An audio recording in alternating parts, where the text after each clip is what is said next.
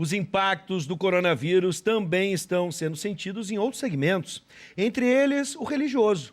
O prefeito de Porto Alegre, Nelson Marquesan Júnior, determinou via decreto o fechamento de estabelecimentos que possam haver reuniões ou aglomerações. Na prática, reuniões em ambientes como cinemas, teatros, igrejas ficam proibidos.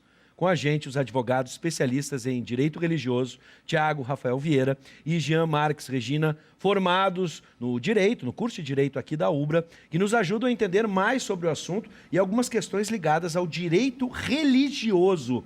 Boa noite, sejam bem-vindos. Boa noite, é um prazer estar aqui na UBRA TV, aqui em casa, né? Estarmos em casa é sempre muito bom, para falarmos desse tema tão difícil que está assolando o mundo inteiro. Bom, e também para alguns, direito religioso pode soar como uma novidade, na verdade. É uma área determinada, já bem específica do direito, e é uma área comum as pessoas ouvirem, tratarem. Aqui dentro da academia, imagino, mas fora dela, o leigo entende? Até dentro da academia, primeiro boa noite aí aos telespectadores do Conexão, da UBRA TV. É uma alegria estar na nossa casa. É verdade, tanto fora, mas também no meio acadêmico, o direito religioso é um tanto quanto desconhecido, por mais que o direito religioso tenha aí praticamente 2000 anos de história. Sim. Porque o próprio direito civil foi gestado no direito romano, que por sua vez foi gestado dentro da Igreja Católica. Uhum. Então, o direito religioso tem essa origem no berço da Igreja Católica e passa, então, com essa relação que a Igreja tem com o Estado, que Sim. sempre teve, e com a sociedade, a integrar o nosso dia a dia. Bom, vamos começar com a prática aqui do direito religioso, sob a ótica desse saber. Essa suspensão aqui, ou até mesmo em outras cidades brasileiras, ela é legal? Como o direito religioso interpreta essas medidas amparadas pelo risco do contágio do Covid-19? A gente vai ter que falar em duas perspectivas, né? A primeira é do senso comum.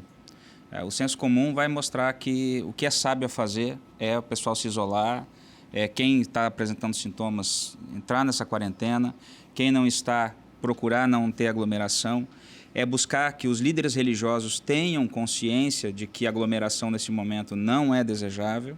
Mas passando do senso comum para o direito, aí nós temos uma mudança muito drástica, né? O Brasil ele é um Estado democrático de direito. Ele é regido, antes de tudo, por uma Constituição, que foi formada lá entre 86 e 88, promulgada em 88, por representantes legitimamente eleitos. E ela prevê situações como essa. Sim. Né? Ela prevê que quando existe uma calamidade nacional que faz com que tenha que se restringir o direito de ir e vir das pessoas, existem estados de exceção que são decretados pelo presidente da República, Sim. são convalidados pelo Congresso Nacional, mas isso não pode, essa autoridade ela não vaza para governadores ou para prefeitos. E aí nós temos um drama jurídico que está acontecendo aqui, o vírus vai embora, né? Só que esse problema ele gera um precedente que vai ficar. Verdade.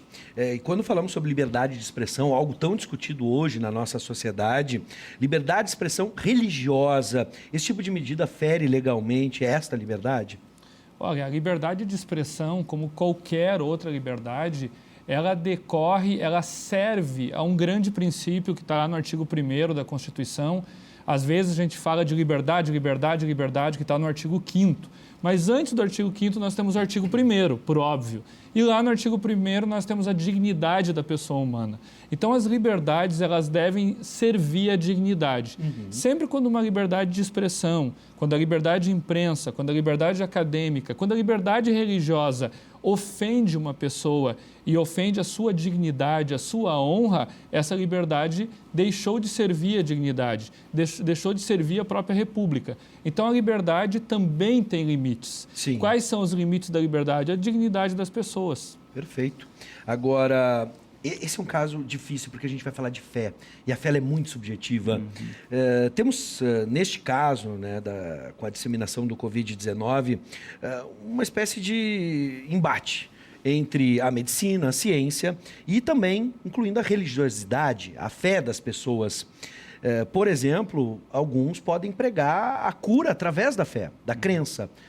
Enfim, como os senhores acreditam que as lideranças religiosas, e aqui no Brasil a gente tem uma pluralidade muito grande a respeito de diversas igrejas, religiões, como esses líderes devem se posicionar em situações como essa, em relação à ciência e à fé? Como é que a gente pode trabalhar em equilíbrio com as duas?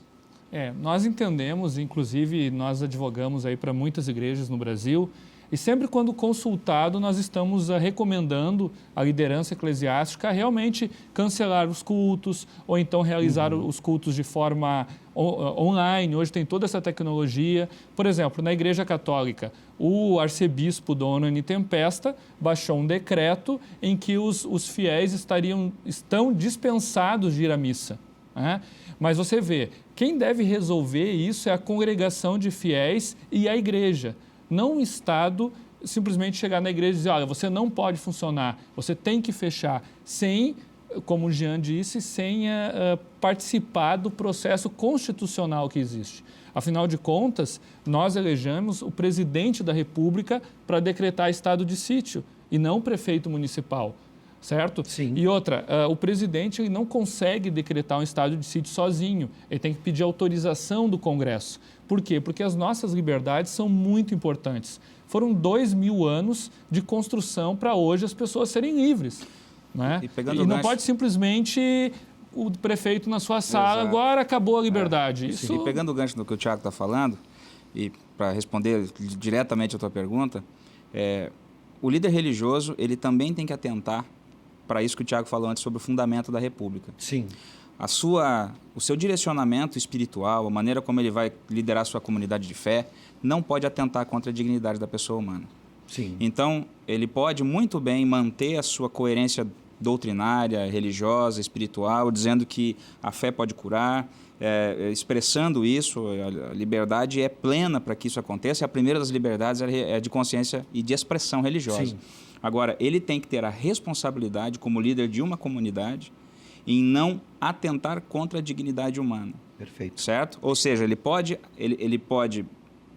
mesmo que ele vá prometer espiritualmente, bênçãos espirituais para quem usar a sua fé, de acordo com a sua doutrina, ele vai ter que tomar todas as medidas sanitárias, Sim. inclusive a de restrição também de público, como forma coerente de poder lidar com essa questão espiritual. Né? Bom, vide essa pluralidade que temos de diversas igrejas e fés no Brasil.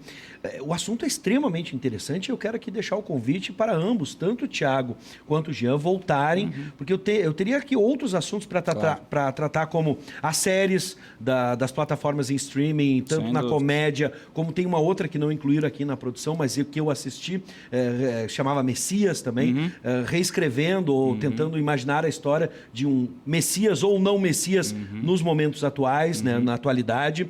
Também teríamos o tema do Estado laico, se o Brasil de fato é um Estado laico. 2000 anos de história rende papo, né? Pois é, 2000 anos de história rende papo. A gente tem muito assunto para falar, então eu quero deixar já esse convite aberto para vocês retornarem em breve.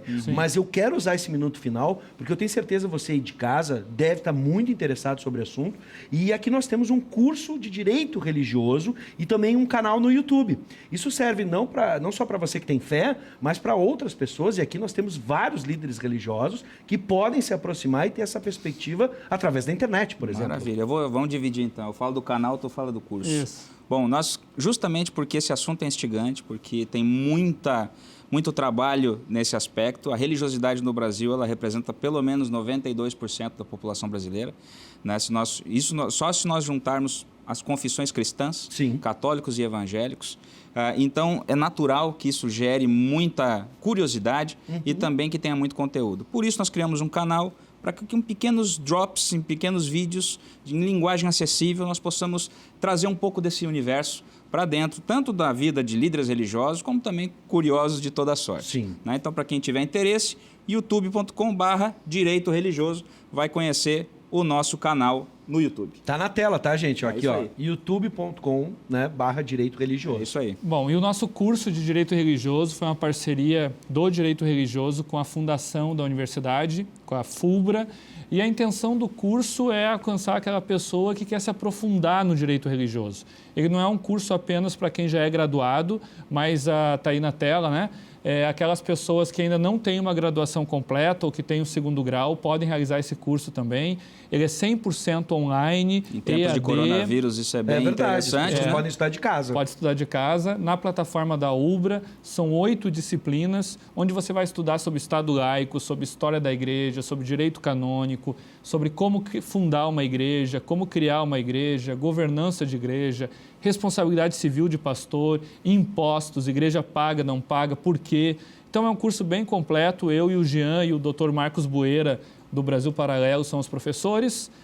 fulbra.org.br, 240 horas. Com certificação também? Com certificação da UBRA. Que bacana. E você pode usar esse curso para atividades complementares da sua graduação. Gente, é uma excelente oportunidade. Eu estou aqui encantado com o assunto e gostaria de realizar essas outras perguntas e temas. A gente tem muita coisa para conversar, então eu já deixo aberto aqui o espaço para um retorno muito em breve de Tiago Rafael Vieira, advogado, especialista em direito religioso, e também Jean Marques Regina, também advogado especialista em direito religioso. Aguardo os amigos em breve para uma nova conversa. Com certeza. Muito obrigado pelo espaço. Prazer falar contigo, prazer falar com todos aí na UBRA TV, em todas as plataformas. Queremos voltar sim.